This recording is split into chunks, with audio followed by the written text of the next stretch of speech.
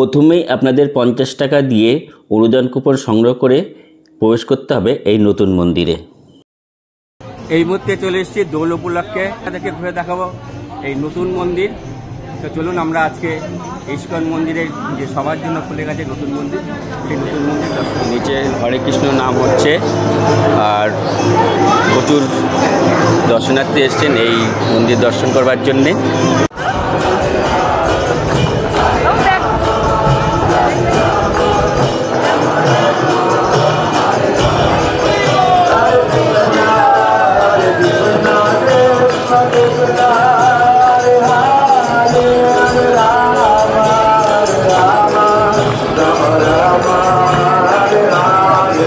আমরা চলে যাচ্ছি নতুন মন্দিরের দিকে।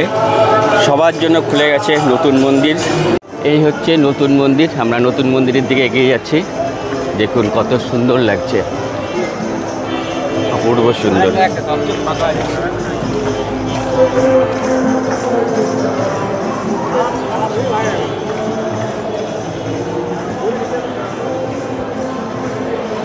আমরা ঢুকে যাচ্ছি নতুন মন্দিরের দিকে। আর এখানে প্রচুর কাজ বাকি রয়েছে, এখানে কারুকার্য হচ্ছে। দেখুন কি অসাধারণ সুন্দর, প্রচুর কাজ বাকি আছে, দারুণ লাগছে, দারুণ।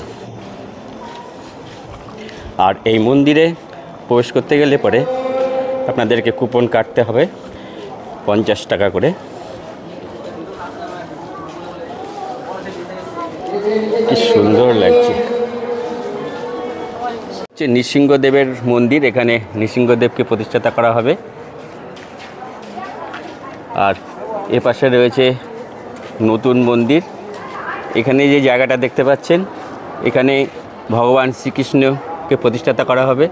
কি অসাধারণ সুন্দর লাগছে এই মন্দির। বিভিন্ন রকম কালারিং দেখছেন, বিভিন্ন দেশ থেকে এই পাথরগুলি এনে এখানে সাজানো হয়েছে। আর এখানে সোনার পাত দিয়ে মুড়ে দেওয়া হয়েছে এই মন্দির চত্বর। কি অপরূপ সুন্দর লাগছে দেখুন। তবে এখানে কিন্তু অসাধারণ সুন্দর, বিভিন্ন দেশের থেকে কিন্তু পাথর এনে এখানে কারুকার্য করা হয়েছে। কোনোটায় সবুজ, কোনোটায় লাল, কোনোটায় নীল। যে পাথর আপনারা দেখতে পাচ্ছেন, সে এক একটা পৃথিবীর বিভিন্ন জায়গার থেকে পাথর এনে এখানে বসানো হয়েছে। আর যে সোনালি রঙটা আপনারা দেখতে পাচ্ছেন, সোনালি রঙ কিন্তু এখানে সোনার পাত দিয়ে সাজানো হয়েছে, অপরূপ সুন্দর। এখন যেহেতু আরও কাজ চলছে, তাই এই পোর্শনটা এখন বন্ধ করে দেওয়া হয়েছে দর্শনার্থীদের জন্য। আজকে ইস্কন মন্দির দর্শন করতে এসেছেন অনেক দূর দূরান্ত থেকে তীর্থযাত্রী। আর তাদেরই মধ্যে একজনের সাথে দেখা হয়ে গেল। দিদিভাই কোথা থেকে? হ্যাঁ, বাঁকুড়া থেকে। গায়ত্রী মুখার্জি। কিরকম লাগছে আজকের ইস্কন মন্দির দর্শন করতে? খুব ভালো লাগছে এবং খুব সুন্দর কারুকার্য, খুবই মানে আনন্দের। হ্যাঁ, খুবই আনন্দ উপভোগ করছি, ভীষণ ভীষণ ভালো লেগেছে। যাক, আপনাদের সাথে পরিচয় হয়ে আমারও ভীষণ ভালো লাগলো।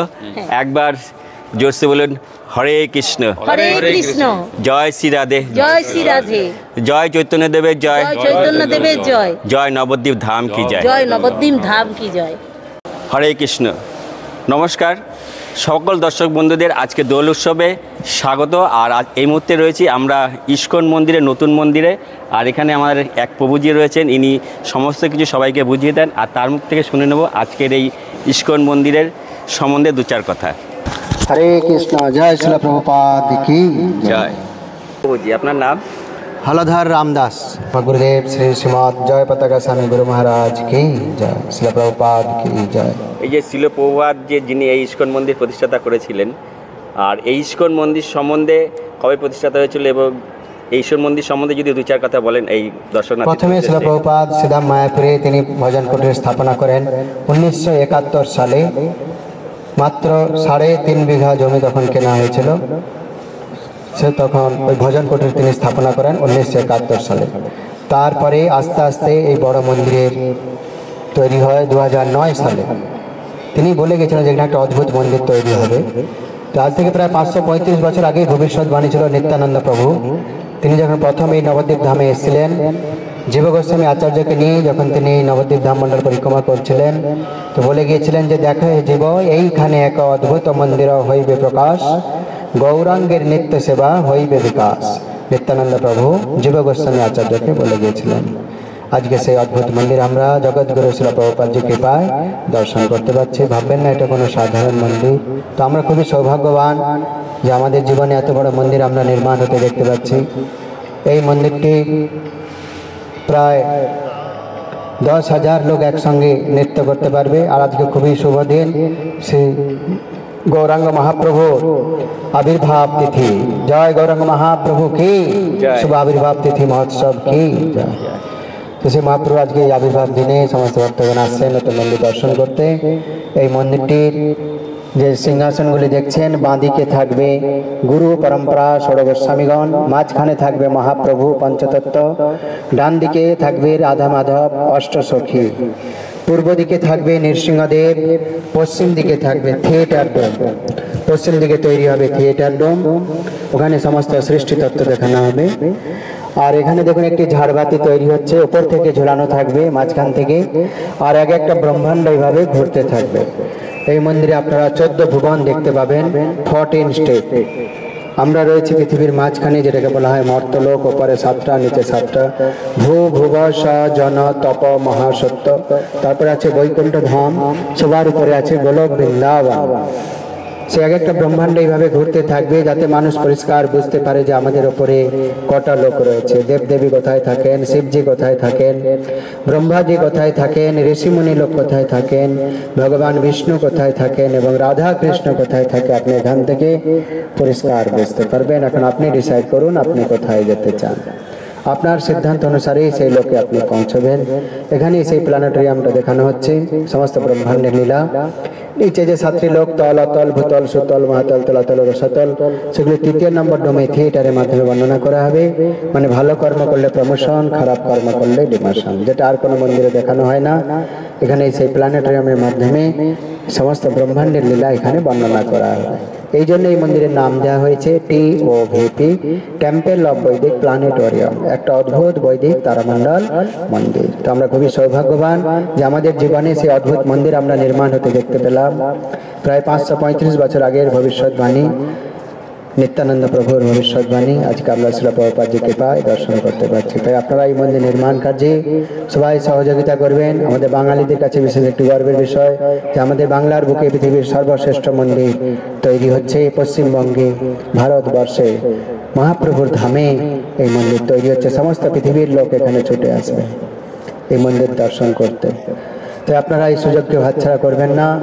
শ্রীমান মহাপ্রভুর এই মন্দির নির্মাণ কার্যে অবশ্যই সহযোগিতা করবেন। www.tovp.org,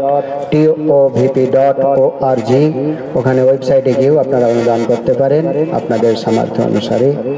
এই সুযোগ আর বারবার আসবে না, তাই আপনারা সহযোগিতা করবেন।